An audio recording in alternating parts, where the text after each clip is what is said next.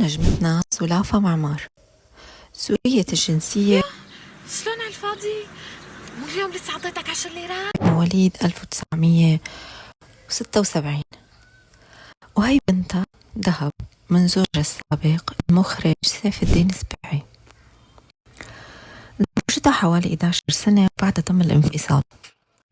سلافة من أجمل الوجوه السورية اللي ظهرت على الشاشة، ومو بس هيك، عندها حضور قوي وكاريزما وتمثيلها أكتر من رائع. بدأت بمسلسل كان يا مكان الحدث، وبعدها كانت ضيفة شرف بمسلسل عيلة 5 نجوم. كيف خبابة؟ خبابة يعني كويس. من بعد هيك توالت النجاحات.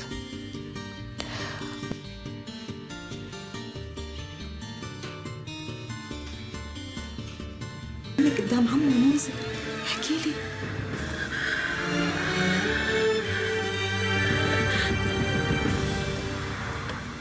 أنا حامل.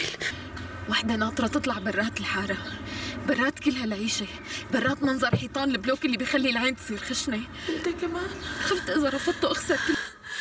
مسلسل زمن العار أخذت عليه جائزة وكان بيستاهل أكتر من هيك. كان أداءها فيه كتير رائع ومتميز، وبكل دور كانت تاخده يلمع ويكون له بصمة وأثر.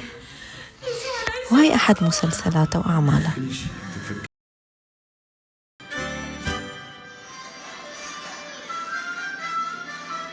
أو حتى رقصة شرقية.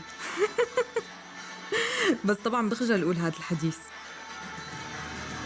أو أن يكون ببساطة مراسلة حربية. هي نجمة بكل المقاييس، درست الأدب الإنجليزي والتحقت بالمعهد العالي للفنون المسرحية بدمشق. تعتبر من نجمات الصف الأول بالدراما السورية والعربية.